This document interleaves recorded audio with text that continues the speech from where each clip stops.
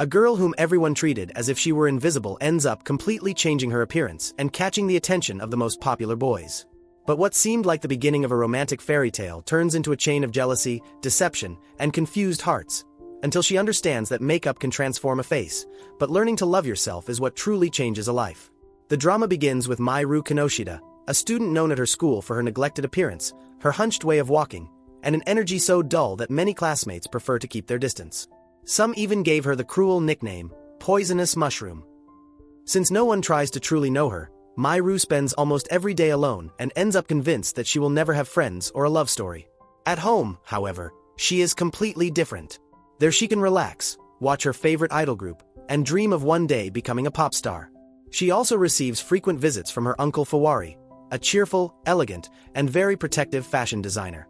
Since Mairu's parents work outside the country, he tries to take care of her and remind her that she is still young, that she should go out, meet people, and enjoy herself a little more. Mairu laughs every time he mentions the possibility of having a boyfriend, because she believes no boy could ever notice her.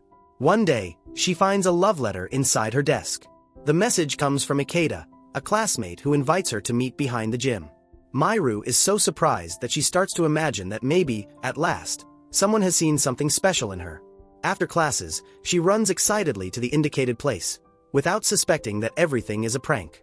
As soon as she gets close, she falls into a hole covered on purpose, while Ikeda and other boys laugh and tell her that a girl like her could never get a boyfriend. The humiliation destroys her. Mairu not only feels ashamed, she also blames herself for having gotten her hopes up. At that moment, Tenyu Kamada appears, one of the most attractive and popular boys in the school. All the female students talk about him, but Tenyu does not join in the mockery. He approaches the hole and tells her that she should not accept others deciding how much she is worth. He also points out that, if she truly wants to change, she can learn to take care of herself and show a version of herself that until now she has kept hidden. Mairu takes his words as an opportunity. She gets out of the trap and asks him to help her become beautiful. Tenyu does not seem very convinced, but she discovers where he lives and appears at his apartment with a determination that leaves him speechless. After listening to her, he agrees to help her. It turns out that he works as a makeup artist and knows quite a lot about beauty, hairstyles, and personal care. With makeup, proper clothing, and some simple advice, Tenyu manages to make Mairu look completely different. The next day, when she enters the school, no one recognizes her. The same classmates who used to avoid looking at her now stay staring at her. For the first time, Mairu feels that she can walk without lowering her head. Although at first she uses her new image to play a small prank on Ikeda in return, Tenyu reminds her that changing does not mean becoming someone cruel. He helped her so she could gain confidence, not so she would repeat the harm that was done to her. That comment keeps spinning in Mairu's mind. She begins to understand that beauty can open some doors, but it can also show the true personality of those who approach. Very soon she will have to prove it. When she returns home, Mairu meets Mirai Kazuki, her neighbor and childhood friend. He was the first person who ever told her she was unattractive, so she expects him to be surprised by her transformation. However, Mirai only comments that this new image does not seem like her. Mairu gets upset, thinking he came only to criticize her, but then he tells her that a student named Yamakawa asked for her number. The news excites her too much. It is the first time a boy has tried to get close after her change, so she begins exchanging messages with Yamakawa and imagines that maybe she has found someone special. When they finally meet, she discovers that he was not how she had imagined him. Even so, Mairu decides to give him a chance because she fears no one else will ever be interested again. Everything changes when Yamakawa tells her that they should be together because they are both not good-looking, and, according to him, they will not get anything better. This time, Mairu does not accept being anyone's consolation prize. She ends the relationship before it starts and makes it clear that she wants to be with someone who chooses her out of affection, not resignation. When she tells Tenyu, he scolds her for having gotten excited only because of a few messages, but he also offers to guide her in matters of love. In exchange, Mairu will have to prepare lunches for him, something she happily accepts. Shortly after, she hears that Naoko and Ayano Matsumaru are organizing a group date. Ayano is considered one of the prettiest girls in the school and knows perfectly well the effect she has on others. Since one participant is missing, Mairu volunteers. Although the girls hesitate at first, they end up including her. Fawari gets excited when he learns that his niece will have her first romantic outing and promises to help her with clothes, but because of a work commitment, he sends Mirai to accompany her shopping. At the group date, Mairu meets Narutaro Kudo, whom everyone calls Neru. He is attractive, fun, and seems interested in her from the very first moment. The two talk very naturally, something that makes Mairu feel special. However, Ayano also notices Neru, and when both girls go to the bathroom, she confesses that she plans to win him over. In addition, she ruins Mairu's makeup, leaving her not knowing how to return in front of everyone. Desperate, Mairu calls Tenyu.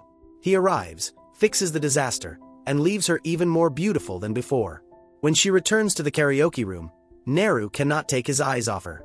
Ayano tries to get his attention by getting physically close, while Mairu, tired of competing silently, takes the microphone and asks Neru to run away with her. The proposal seems too direct, and for a few seconds she thinks she made a mistake, but when she leaves the karaoke place, Neru decides to follow her. The two end up playing basketball and spending a fun moment away from the rest. Mairu discovers that Neru is talented and that, when they are alone, he can be attentive and close. For the first time, she feels that someone is looking at her with true interest. However, Yamakawa appears and causes a misunderstanding. Neru believes that Mairu still has something with him and distances himself before listening to an explanation. Mairu feels insecure again, but Tenyu advises her to stop running away every time something goes wrong.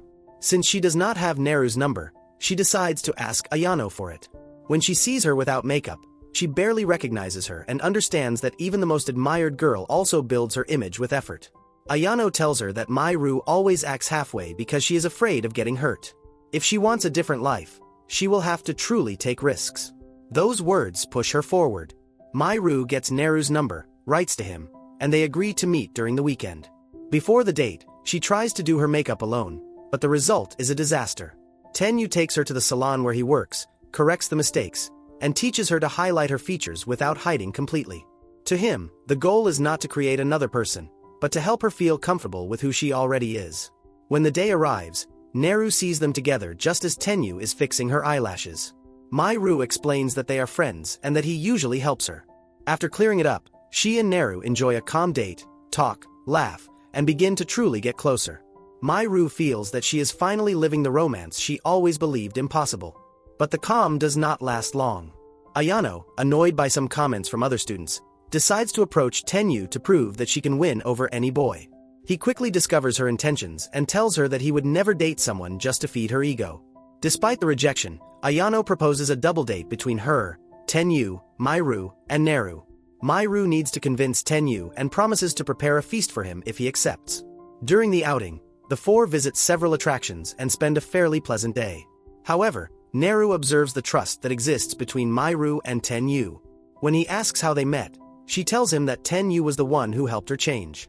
Before she reveals too many details, he puts food in her mouth to stop her. The gesture seems very intimate and Neru gets jealous.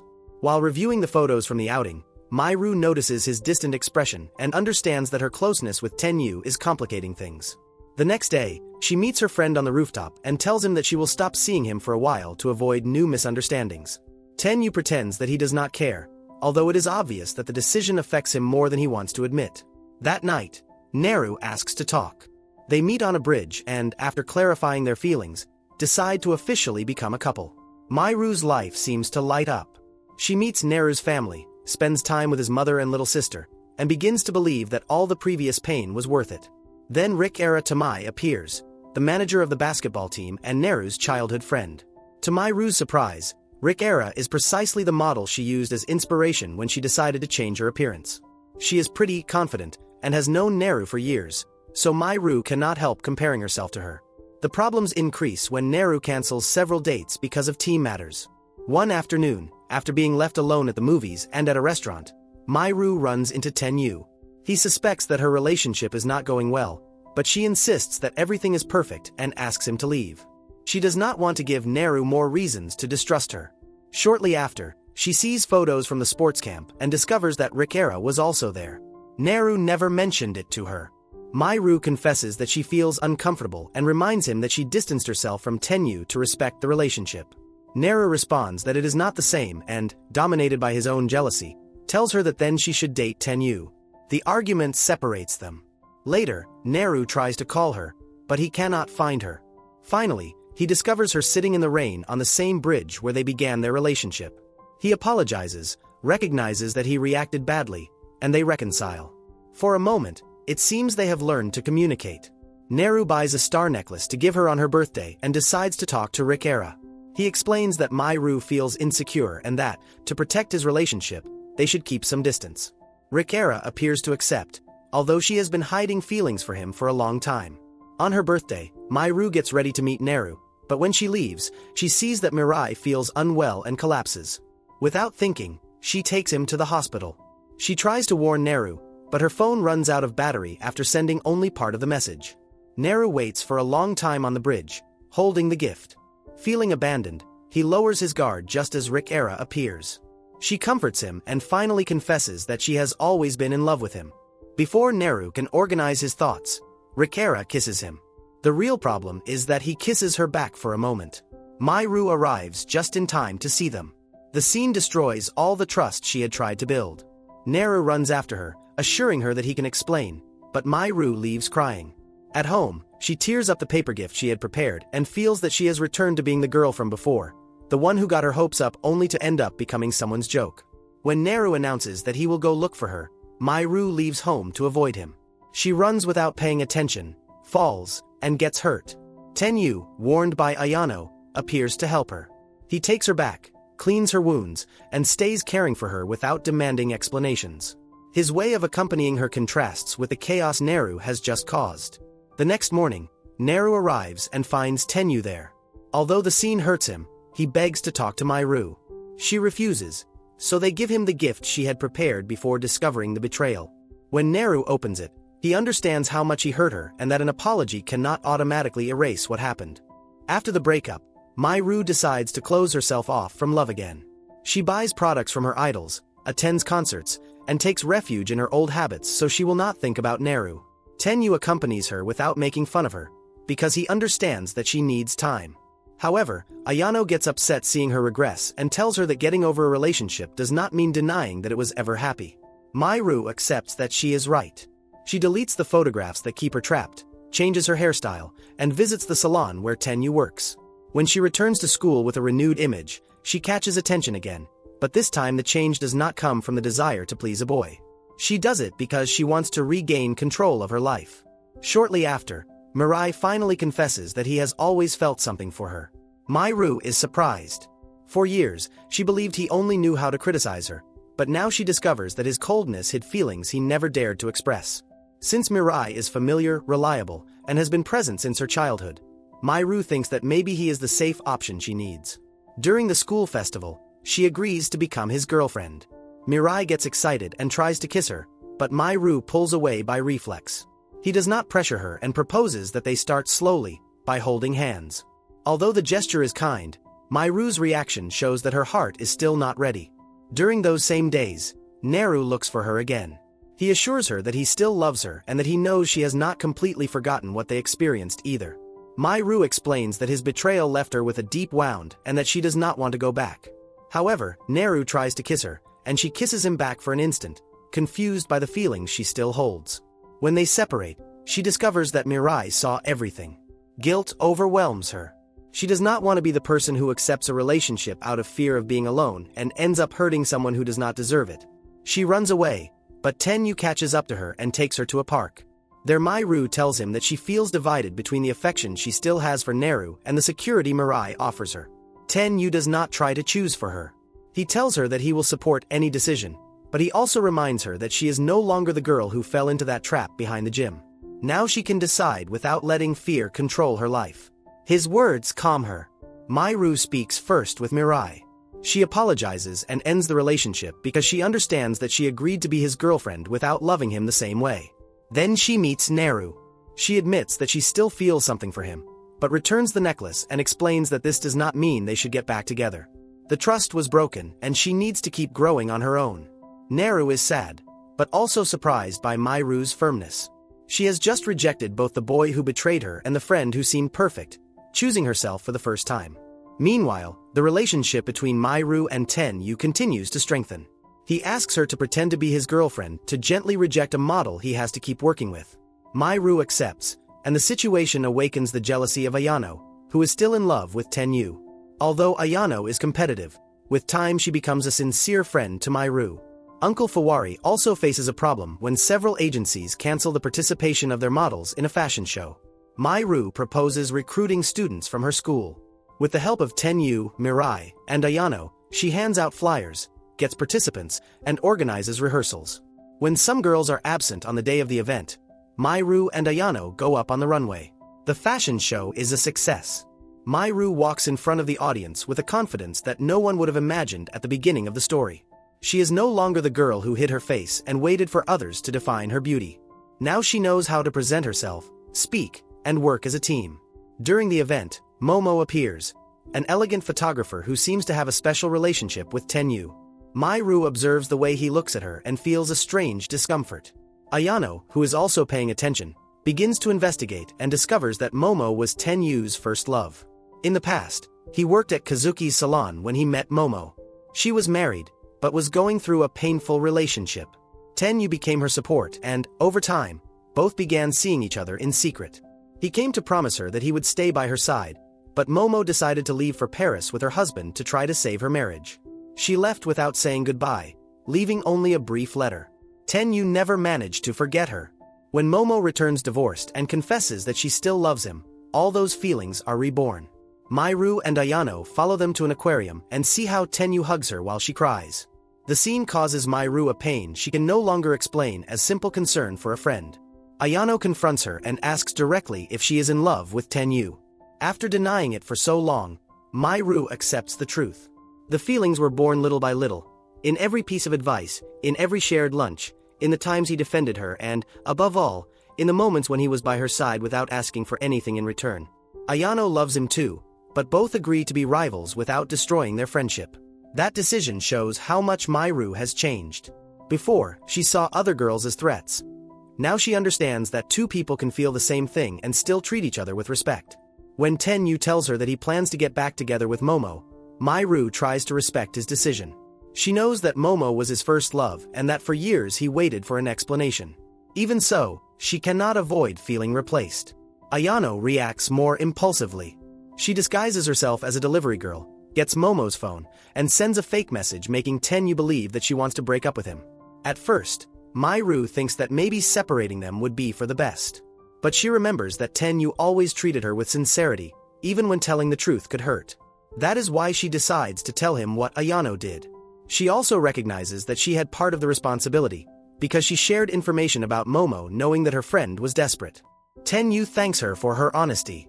Mairu, although she suffers, advises him to follow his heart. He goes to talk to Momo, but after listening to her, he understands something important. He does not want to return to her because of what he feels now, but because he has spent years clinging to the memory of what they were. Their relationship was born in a complicated moment and ended with abandonment. Trying to rebuild it only because of nostalgia would not fix the damage. Tenyu rejects Momo and finally closes that stage of his life. When he tells Mairu, she tries to encourage him, but the words slip out and she ends up confessing that she loves him. Nervous, she tries to correct herself, although it is already too late. Tenyu takes her to a quiet place and explains that he has always seen her as a younger sister. The rejection hits Mairu very hard. This time she cannot blame her appearance or think that everything would be solved with more makeup. Tenyu knows her personality, her flaws, and her entire process, but even so, he does not return her feelings. She asks him to forget the confession and walks away trying to maintain her dignity. During the following days, she fills herself with activities so she will not think. Ayano declares herself to Tenyu again and is also rejected. Although she is hurt, she points out something he does not seem to notice. He is always paying attention to Mairu, he worries when she is sad, and he changes his decisions thinking about her well-being. Maybe he considers her a sister, but his behavior says something different. Mirai, despite having been rejected, continues supporting Mairu. He takes her to a park with the excuse of visiting a temple, hoping she can clear her mind. There, by chance, Mairu hears a conversation between Tenyu and Kazuki. The salon owner offers him a great job opportunity in New York.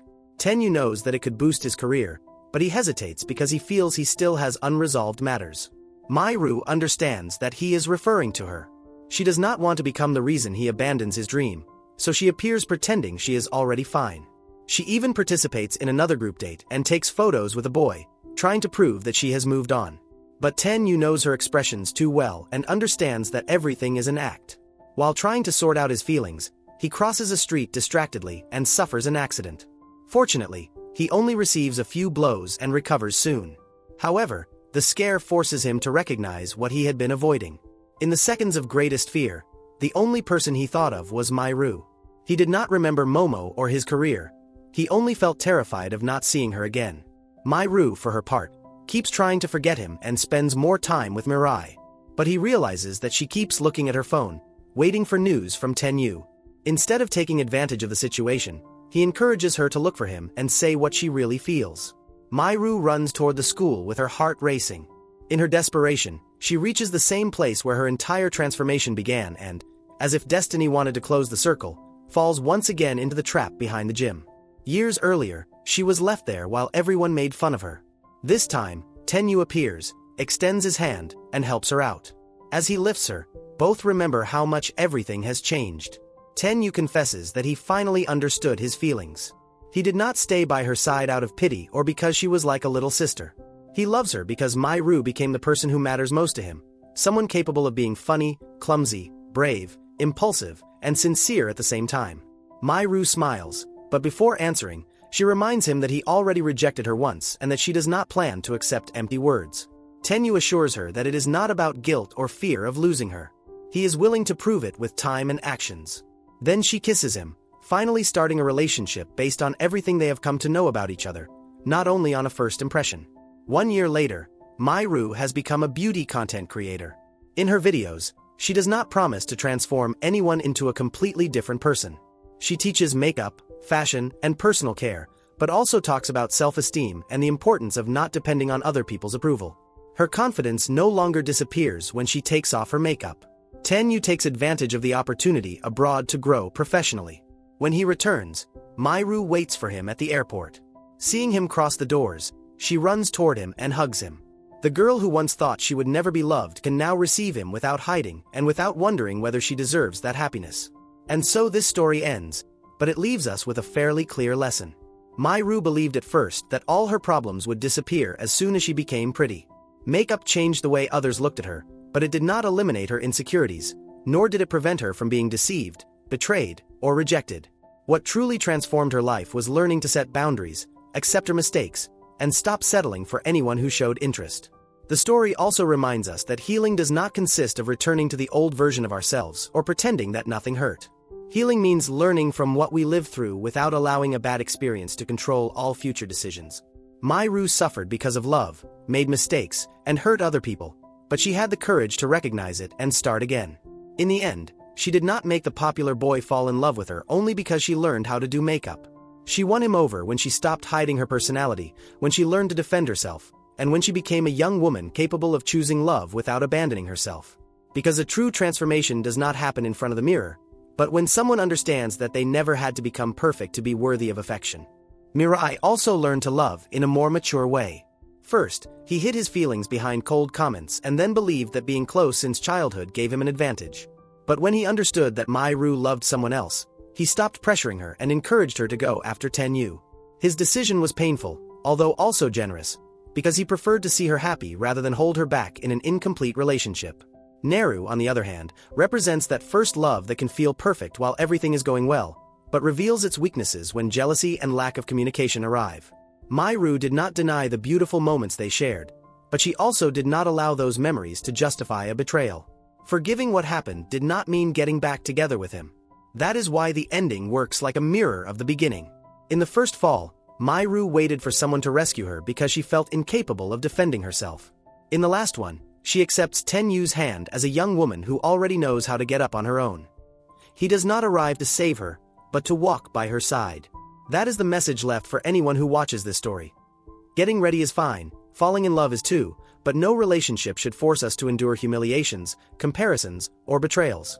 Healthy love does not arrive to complete an empty person. It arrives when two whole people decide to accompany each other, grow together, and respect the identity each one built for themselves.